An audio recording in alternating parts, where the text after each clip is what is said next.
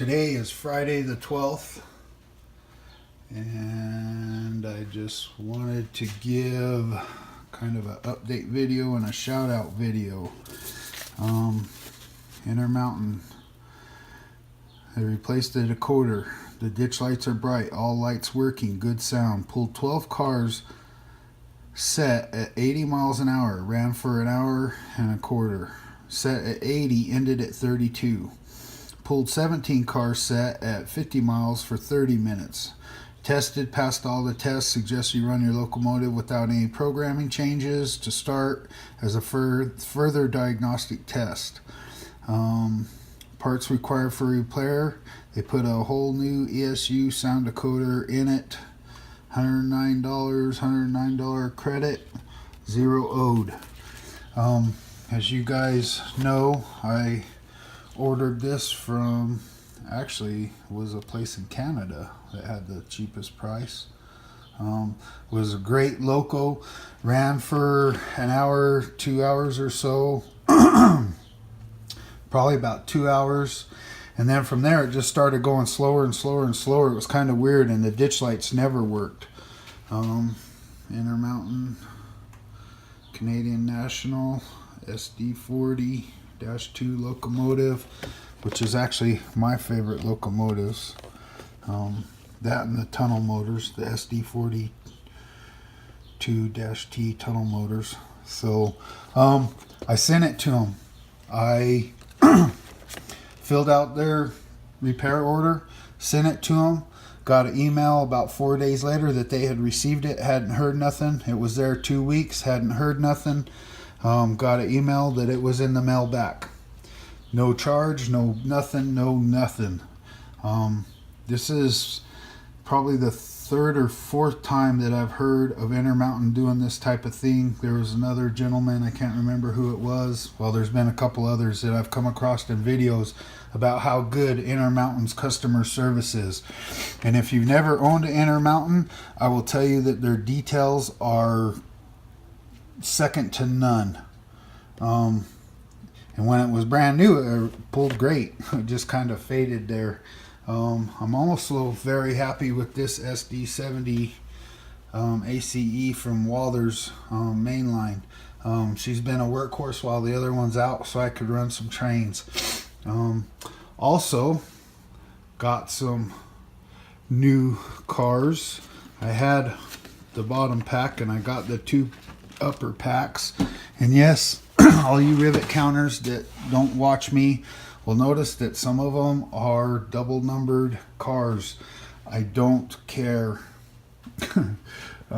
Nobody's gonna notice if they're not in the train world, and even at that, I don't care. I now have an 18 car unit coal train, and 18, 20, somewhere in there is about all the cars that I plan on pulling, because I seem to have 4-foot runs and a curve, 4-foot runs and a curve. Maybe if they were all like these Katos, maybe I could pull something longer, but I don't know. Anyways, these are Walthers. They all seem to run pretty good. And that's my coal train that I already had. You can see the ones that have the coal in them, which is actually real coal. Took the time, since we're up here by a power plant with a coal mine. Back in the day I could get coal, and I took the time to crush it up. Upon further review of being more realistic, I guess it should have been crushed up more, but it's okay because there's just a carpet pad underneath, and this is just a layer of coal. Actually, you can probably see the carpet pad right there where the coal has kind of broken out. I honestly think I'm going to run those empty versus coal loads. We'll see, and who knows what the future holds, but for right now I think I'm probably going to pull the coal out of those ones and then just run it as an empty coal train. And for now it's going to have to be towed by Canadian National instead of Burlington Northern. So and while we're here, we might as well just do the rest of it. I'm pretty sure you guys have all seen that. Haven't gotten any farther.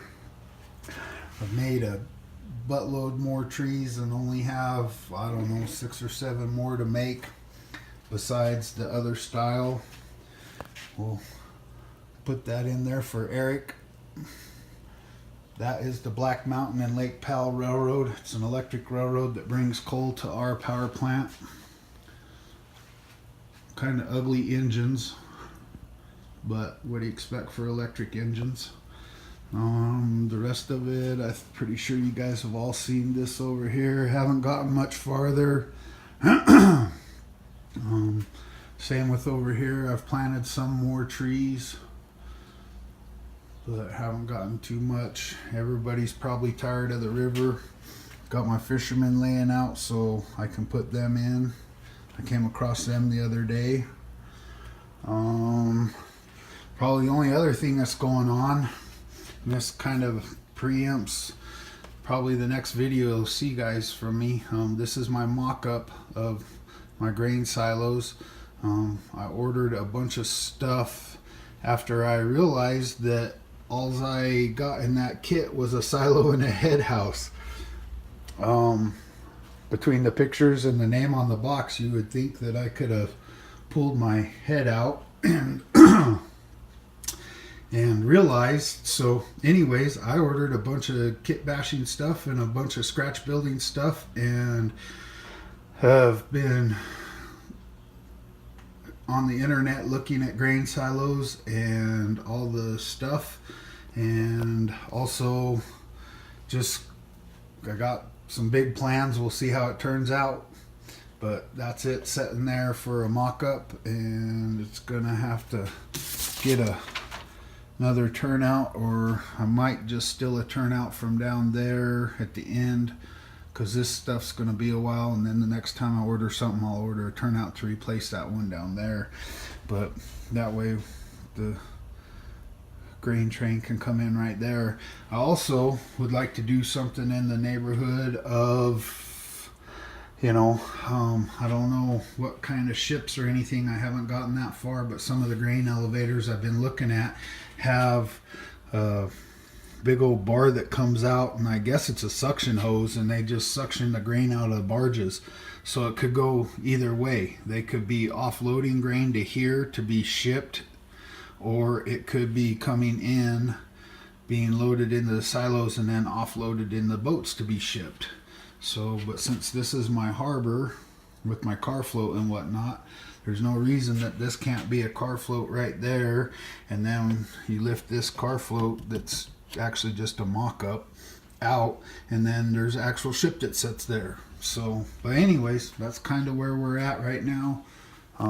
Just kind of wanted to say a shout out to Intermountain, and then kind of an update that woohoo, I got some coal cars. So now I have coal cars and intermodal cars. So we're getting there. Just wish I could find everything that I used to have.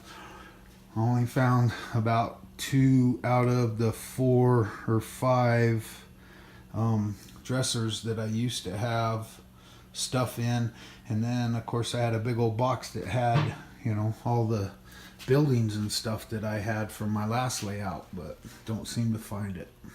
I don't know, can't imagine somebody stealing it. It was all DC, the engines and stuff, but I am missing a bunch of cars and a bunch of buildings.